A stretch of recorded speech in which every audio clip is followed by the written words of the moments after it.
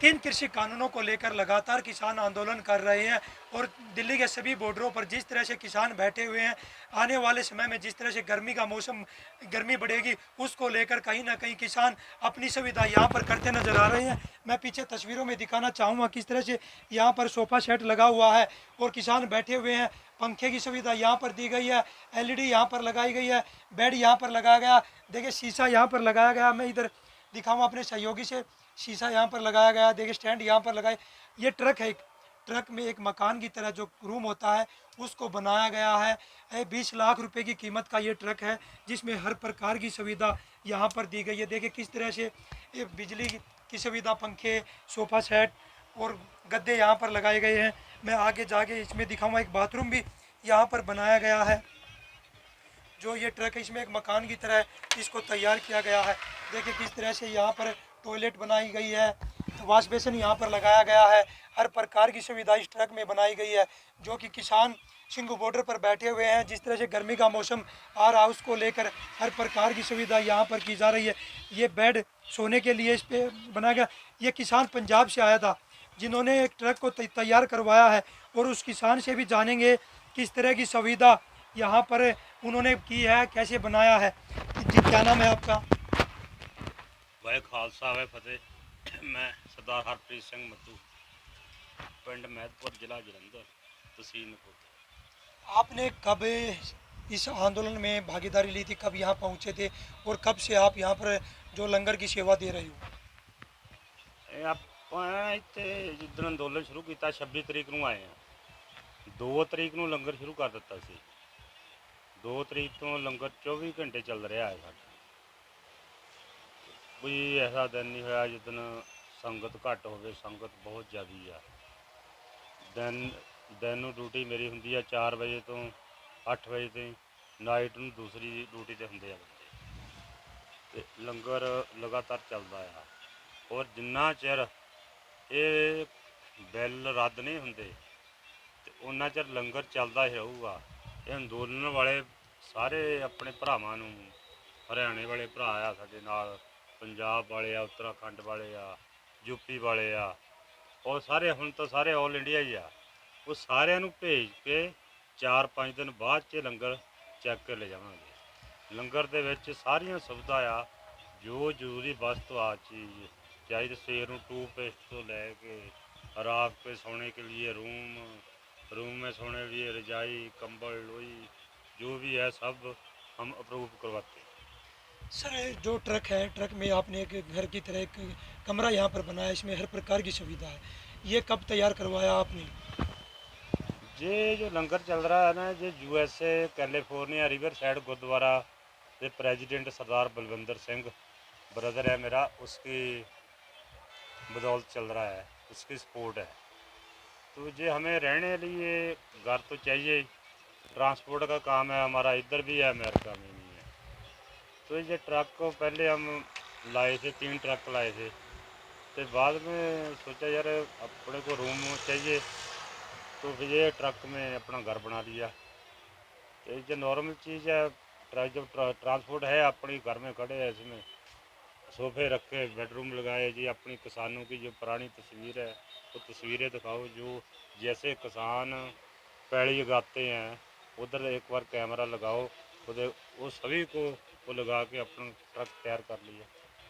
जिस तरह से सरकार भी कहती है कि हम बातचीत को तैयार हैं, बातचीत हुई भी पहले, वो विफल रही है, और अब भी सरकार भी कह रही है कि हम बातचीत को तैयार हैं, लगातार किसानों के साथ हैं, उसको क्या कहाँ देखते हो? सरकार बातचीत के लिए तैयार नहीं है। अभी सरकार बोलती है 1 कॉल की दूरी पर है। पहले 11 मीटिंग हो गई है सरकार के, टेबल टॉक में सरकार फेल हो चुकी है।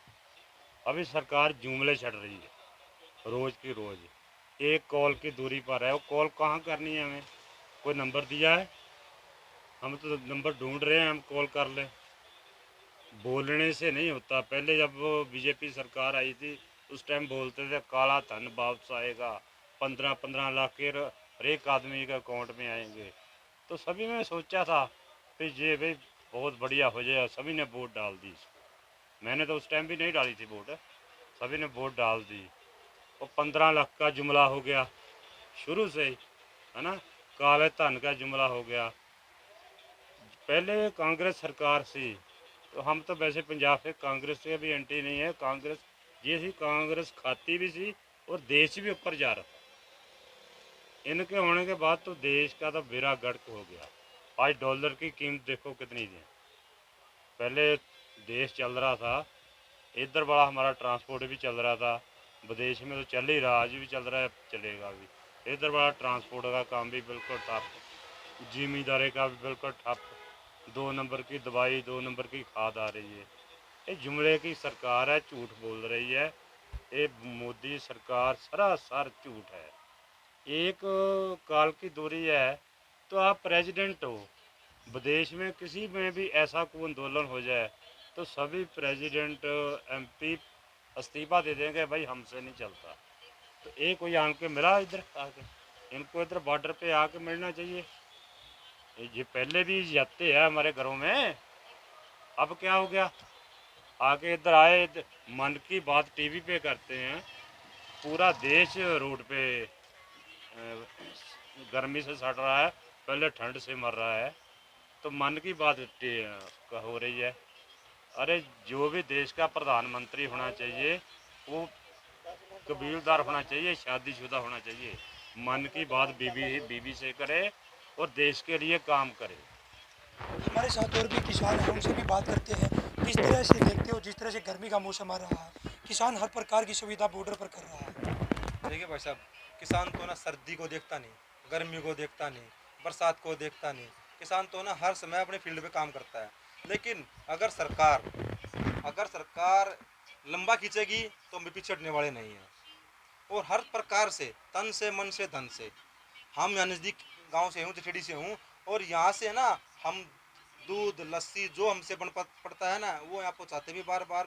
और पूरा सोनीपत का इलाका, जैसे सारे पंजाब से हैं, और हम जो नज़दीक की है ना, वो इनका तन मन धन से सहयोग कर रहे हैं। जो हमसे बन पड़ता है ना, वो हम इस आंदोलन में दे रहे हैं।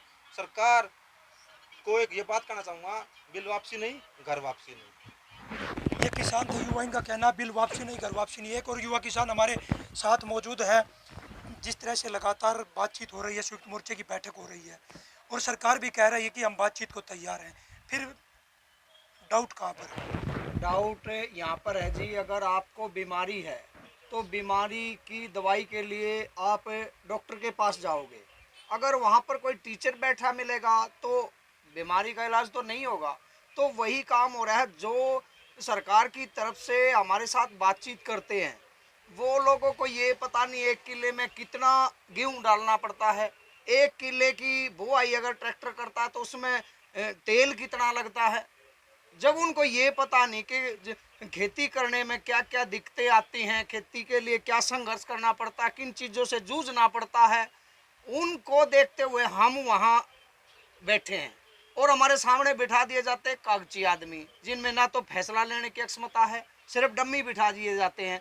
तो उनके साथ बातचीत करने का फायदा क्या है? अब गर्मी के मौसम जिस तरह से आ रहा है, उसको लेकर किस प्रकार की सुविधा बॉर्डरों पर किसान कर रहे हैं? पहली तो बात यह है कि पूरे देश का जो पेट भरता है, चाहे गर्मी की बात हो, बारिश की बात हो, सर्दी की बात हो, तो वो किसान है, इन चीज़ों की परवाह ना करते हुए। और उसके बाद भी अगर यहाँ पर कोई गर्मी का माहौल बनता है तो उसको अकॉर्डिंग आप देख रहे हो पंखे लगवा दिए गए हैं, कूलर की सुविधाएं यहाँ गर्मी के ध्यान में रखते हुए हम नए नए टेंट बनने लग रहे हैं। बनाने वाले व्यस्त हैं, लगभग सभी टेंट नए बना दिए जाएंगे जिनको गर्मी से बचाया जाए, और कूलर, एसी और पंखे उनमें सब में लगाए जाएंगे। देखिए किस तरह से किसान लगातार आंदोलन कर रहा है और हर प्रकार की सुविधा किसानों के पास है।